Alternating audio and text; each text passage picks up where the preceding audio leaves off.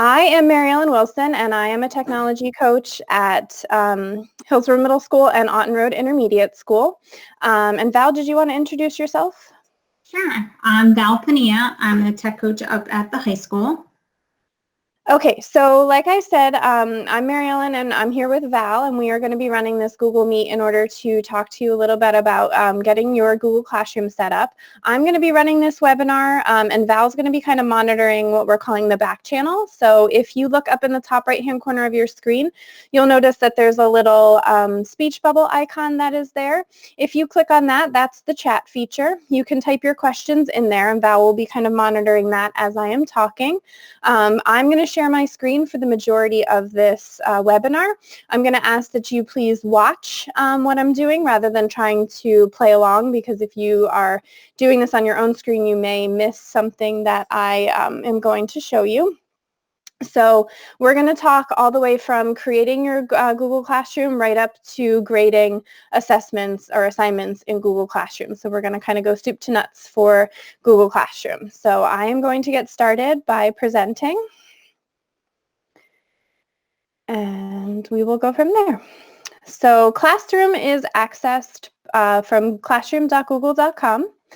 And in order to create a classroom, you need to click on the plus in the top right-hand corner. Now, if this is the first time that you've accessed Google Classroom this year, you will need to be made a teacher in Google Classroom. Todd McDonald is the one who does that, and he is monitoring that all day long. So if you sign in, the first time you sign in, he'll approve you as a teacher, which will allow you to create your class. So when you go to classroom.google.com, if you are unable to create a class, you only have the option to join a class, just hang tight. He is going to be monitoring that and making sure that everybody is able to be a teacher and create classes. So in order to create a class, you just click on the plus and hit create class. So I'm just going to call this webinar class number 1, and then hit create. So once you do that, it will create a class in the background for you. And then you can start working on some of your options. So you'll see in the background of where I was before, those are all of the classes that I have. You may want to create one class for every period that you teach, or if you teach multiple subjects and you want to keep the kids together that way, you can choose to do, you can organize your class however you want. So once you're in your class, we have a couple of different things that I want to talk to you about. The first thing I want to talk to you about is people. So if you were to click on the People tab, this is where you can add any co-teachers that you may have. So if Val and I were teaching a class together, I would be able to add her as a co-teacher to my class. She will get an email letting her know that she has been invited to be a co-teacher within my class, which she can then accept and join the class.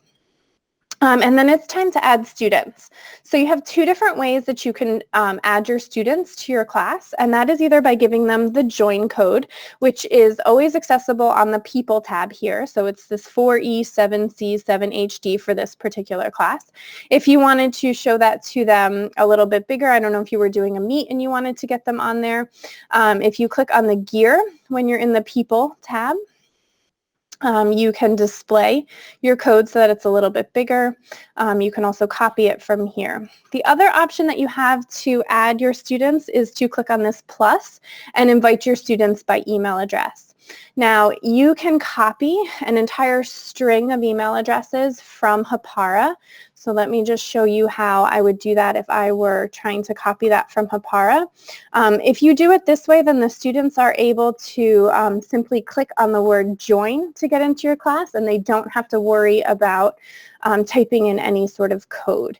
So if I'm in Hapara, and I go to the class info tab, if you check on the word name, it will highlight all of the students who are in your class, and you can click copy and then copy to clipboard, and then you're able to just paste those into your class, so you can add your students that way. So I'm just going to add one student, not the entire roster from a different class, and hit invite. And then I'm just going to jump over to my student tab to show you what it will look like for that student. So this is my fake student that I have. I'm just going to refresh so that you can see what it looks like for the students who are invited to join your class. So this is the class that I just invited that student to join. So it's very easy. All my student has to do here is click on join, and they'll be in my class. If you don't send them the invite via email, what they'll do is click on this plus, and then they need to type in that class code.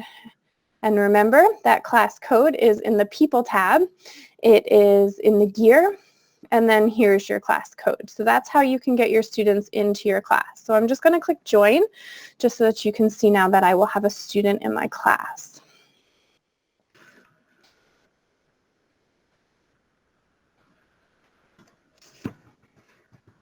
Okay, so now I have a student in my class here. If I needed to send an email to the student, I could click on the three dots and do so. If for some reason you needed to remove a student from your class, perhaps they joined the wrong section, you can check off whatever student you want and click on actions. This will allow you to remove the student. Also, you can mute them if they are chatty in the comments and you don't want them to be able to talk. You can definitely mute those students.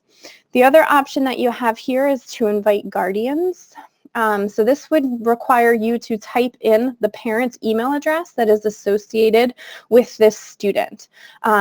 If that student has already had a guardian associated with them, let's say, for example, their reading teacher currently uses Google Classroom, and they took the time to put in all of the guardian email addresses, then you will notice that some of your students already have guardian email addresses attached to them. So you would only need to add guardian email addresses to the students who do not already have them attached to them. Once they've been attached to the student once in Google Classroom, they will stay attached to that student regardless of which Google Classroom they join. Now, inviting the guardians is something that you may want to do because this will alert the parents or guardians to the work that the students have assigned and also to the due dates and any missing assignments that are there. So it's not something you need to do for day one. However, if you are going to continue using Google Classroom, it is beneficial to have the guardian email addresses on there. Okay, so that is the People tab. So now I'm going to move on to the Stream tab. So the Stream tab is basically where all of the information about your class is going to be, and it's going to come in just a long stream of information. So anytime you post an assignment, it will be listed there. If the students put any discussion questions on your Google Classroom, it will be listed there.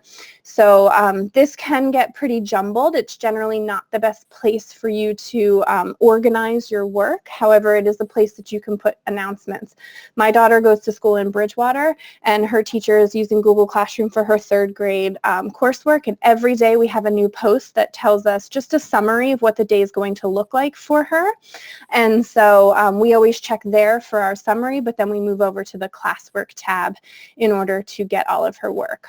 The other thing that the students will see here on the stream is upcoming work. So if you do post an assignment that has a due date, the students will see all of that listed here for your class so that they can kind of keep an idea of what they have going on this week. So that's the Stream tab. Now, most of your work is going to be done in the Classwork tab.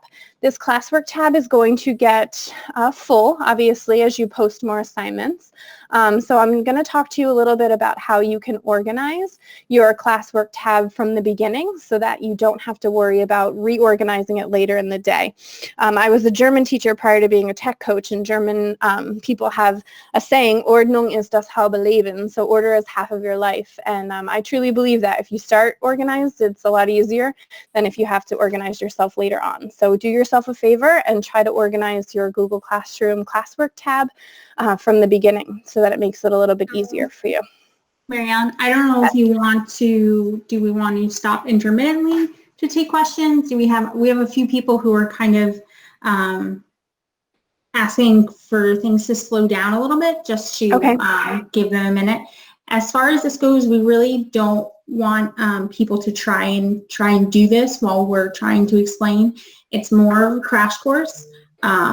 We just want to remind people too that we will be available after this. This is just kind of to explore a little bit, show you some of the options that are available, but not necessarily take you through each specific. We just want to give you kind of a general idea of what's possible through Google Classroom.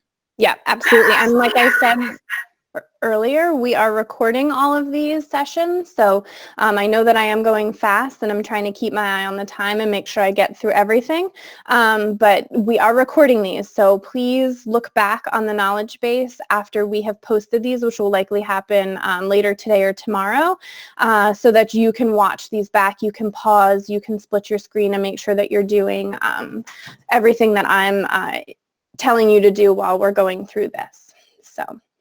Okay, Val, just based on what the back channel questions are, am I good to move on to the Classwork tab? Yeah, just a few reminders. Again, you can get there, from classroom.google.com. If you're open in Chrome, you can access it through your apps grid up in the corner. And as you go through Classroom, yes, we're going to take you through the steps. Setting up the Classroom is pretty easy. And it kind of takes you through the steps as you go. So now that we've set up the actual classroom, Mary's going to take you through the different options of now what you can do. Right. So we are on the Classwork tab. So whenever you join your Google Classroom, it is going to bring you into the stream. I generally from there just navigate automatically to the Classwork tab because that's where you can really start to see the organization, the breakdown of how your assignments are set up. So from here, we're going to click on Create. And the first thing I want to talk about are topics. So like I said, if you kind of start organized, you'll be in a much better place to stay organized. So my suggestion for you is to figure out how to organize your classroom using topics. So whether you're going to say, reference materials or assignments or however you're going to organize your classroom, use the topics to help you. You can always reorganize your topics if you decide something today, starting for Monday and it's not working by Wednesday or Thursday, you can always reorganize your topics if needed, but I definitely would use your topics. So maybe we want to have like weekly assignments. If you have something that's going on for the whole entire week, one of our topics may be weekly assignments. We could also maybe have a topic be Monday 3:30 so that the students know what their assignments are on that particular day. Or you could do something like classwork, homework, project, however you're planning on organizing this. You can talk based on the themes of your class, whatever you're going to do. I would just highly recommend you use the topics in order to organize the students' work. And then from here, we're going to create an assignment. So when you create an assignment or a question or a material, it's always going to open up into this tab and it's going to look pretty much the same. So we can call this one, so you need to give all of your assignments a title. So I'll just call this our first assignment just so that you can see what it looks like. Here you can give your instructions, what the students need to do. And you can type whatever you want in here so that you can give the students some clear guidance about what it is that they need to do on their assignment. From here, you can then choose to attach documents or presentations or links or anything that you might want the students to have in order to complete this assignment. So if we click on Add, we can choose to put something in from our Google Drive, a link if you needed them to go to an external website, a file. So for example, if you had a PDF saved to your desktop or something like that, you can pull that right from your computer, and then you can also put in a YouTube link if needed. So I'm just going to pull in something from the Google Drive. So once I say Google Drive, we get this typical kind of insert pop-up that appears. So we can choose Recent or My Drive if you had it organized somewhere. So I'm just going to find this document that I had created yesterday. So I'm just going to add that in there. And you can add as many different attachments. So if you had a couple of different attachments that you wanted to put on your one particular post, you can.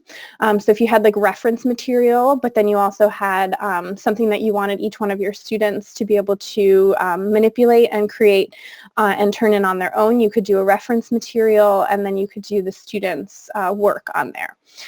Once you attach something to your assignment, you get to choose how you're sending this out to the student. And these mimic exactly the way you share things on the Google Drive. So the students can view the file, meaning that they will only have viewing rights. They cannot edit the file at all.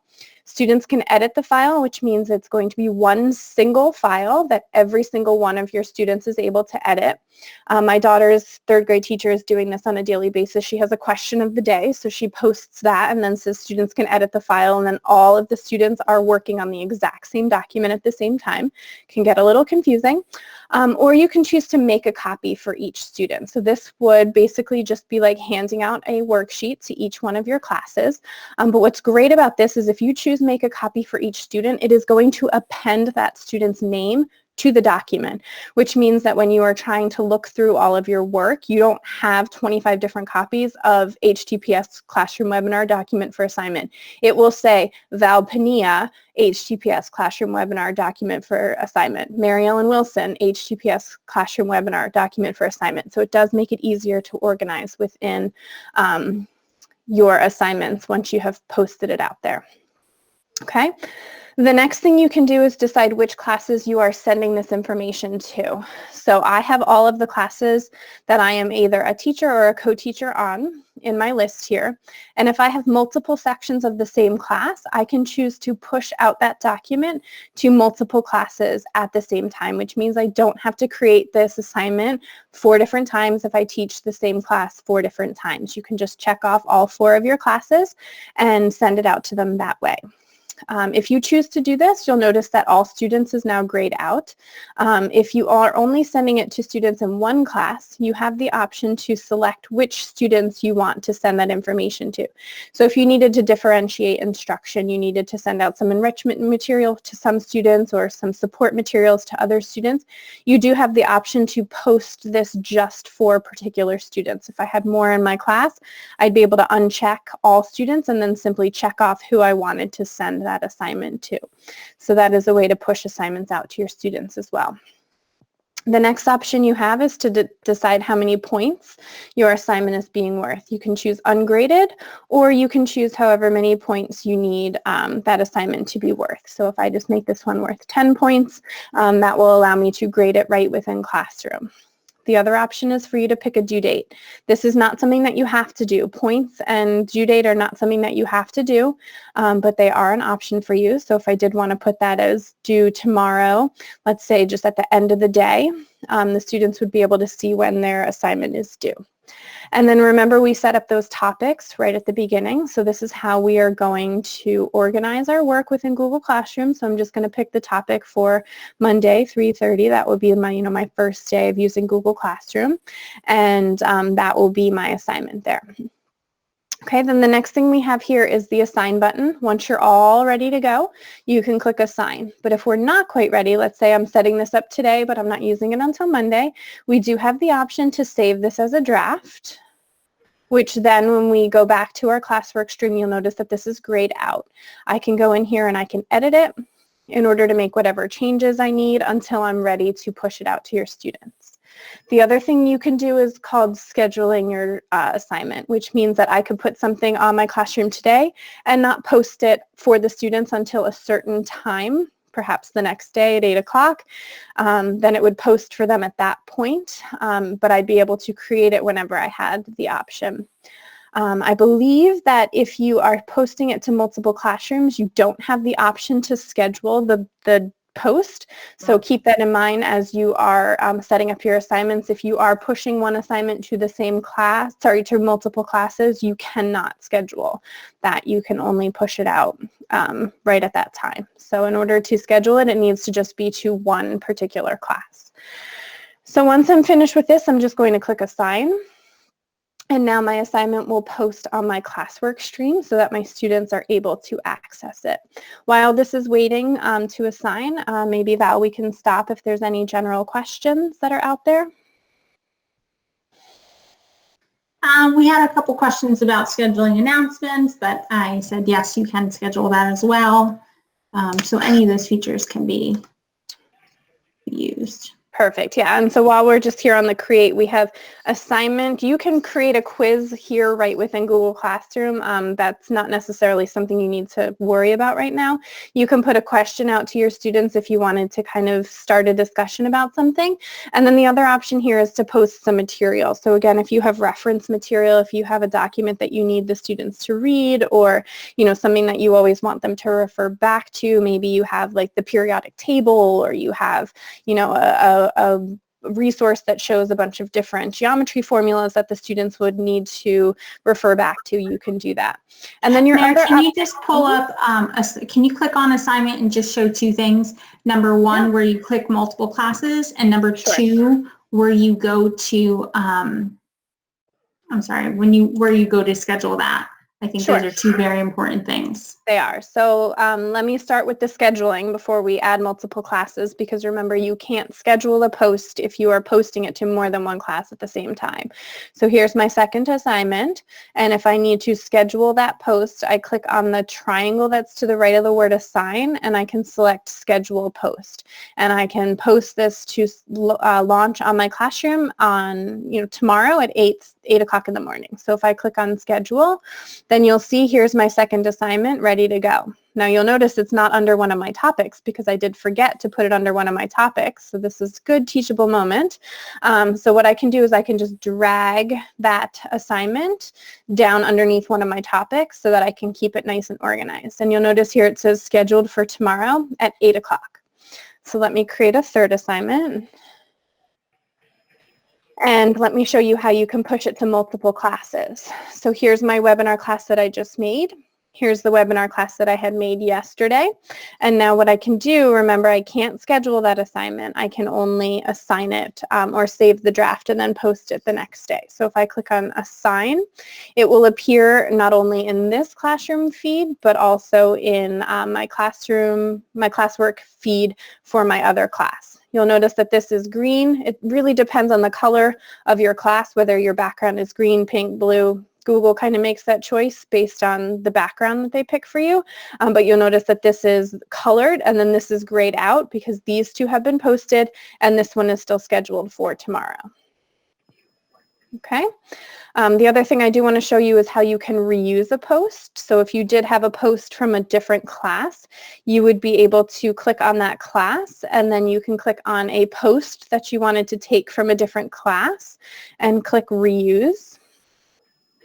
And that will pull in to the same exact editing area that we have been kind of looking at, and we can put it in whatever topic we need to and then click on assign. And now it will appear. So I just pulled this post from a different class. So for example, if you wanted to schedule an assignment and you needed to also schedule that assignment in a different class, you could post it in your first class and then go to your second class, reuse the post and schedule that one. Does that make sense to everybody so far? Yes. Okay, perfect. So I'm going to move on and show you now what it, excuse me, what it looks like from the student's point of view. Remember, I had my test student who is part of this class, and I just kind of want to show you what the stream winds up looking like the more you put things in. So you'll notice now I have my stream showing me that I have all of these things that I've posted so far. I have my first assignment, my third assignment, and that post that I reused. My second assignment is not visible yet because I scheduled that, and it's not going to post on my classroom until tomorrow at 8 o'clock in the morning, which is why that one is missing. You'll also notice now that on my stream here, I have my upcoming assignments, and it shows me that that first assignment had a due date. So it will appear on my upcoming assignments over on the left-hand side. Now, if I move over to classwork, this looks very similar to what my view looks like as a teacher. I have my topic and I have my assignments. I also have topics over on the left-hand side. The more topics you get, obviously the longer this classwork tab is going to become. And so the students may need to navigate through their topics by clicking on them as opposed to looking for them in a big long stream. So now if I have this first assignment and I'm a student, remember that when I sent that assignment out to my students, I said to make a copy for each student, which means now that my student's name is appended to that document. So if I click on View Assignment, I'll see the name of the assignment, the directions, and then also my document, which I can then open up as the student do whatever you want to put in here. I'm just going to do this because in the interest of time. So now here's my work that's been completed. Students will be able to turn in that work right here from the Google Doc. So they can click on this word turn in, or when they're in their classroom, they can click on turn in right here as well. The great thing about the turn in feature is that even if you have the students doing something that's not a Google Doc or a Google slide, even if you just have them going to IXL and completing their assignment, they can still turn in that work so that you know it has been finished. The students also have the option to unsubmit their work if they needed to go back on and make some changes. So now that I have turned in this assignment, I no longer have editing rights to this assignment unless I choose to unsubmit my assignment, in which case I can unsubmit and then make my edits. From the teacher's point of view, I'm back on my teacher page now. Here's my Classwork tab. If I click on first assignment, you'll notice now that I have 1 person turned in and 0 assigned because that 1 person in my class has turned in their work. In order to view their work, you can click on that number 1 to see who has turned it in, and you will see all of your students. They will appear in tiles right here on this screen, and in order to grade them, you simply click on their work, and this will open up your grading tab. You can navigate through your students by clicking on this arrow, and it will show all of your students. You can also use the left and right arrows to navigate between your students, so you can look at multiple assignments in a row. You can put your grade in here. So this student got a 10 out of 10. We can add some private comments for the student so that they can see that I responded to their work.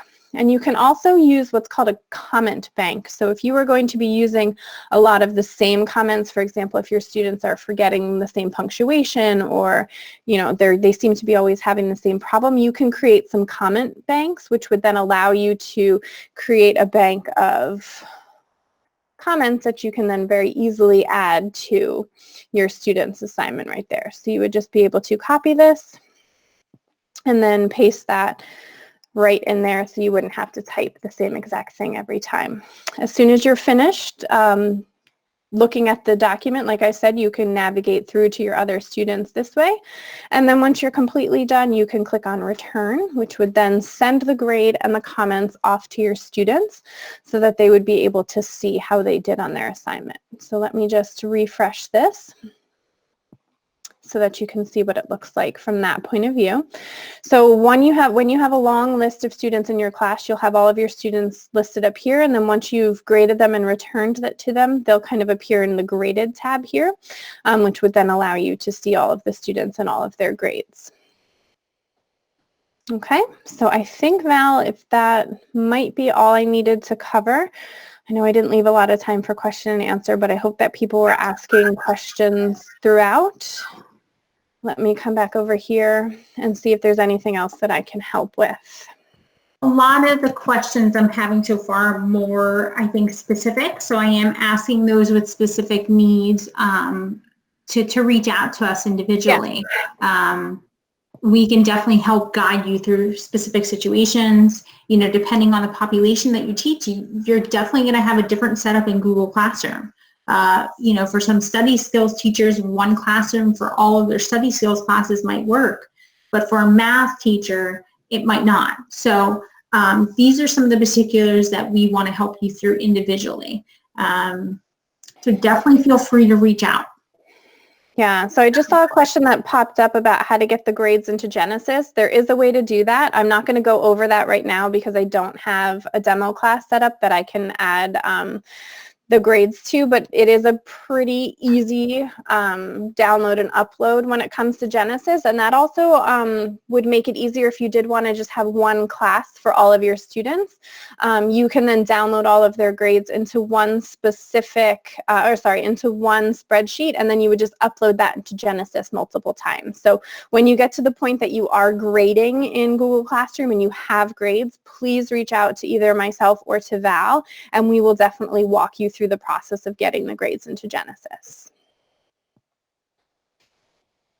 Okay, are there any other questions, Val, that we wanted to address?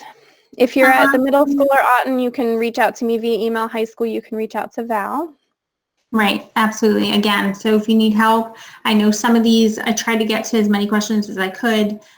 Some of these that are more specific, again, I just ask that you reach out to either Mary Ellen or myself. We're going to be available throughout the day and the next coming days. And, you know, as we continue this process, we are here to help you.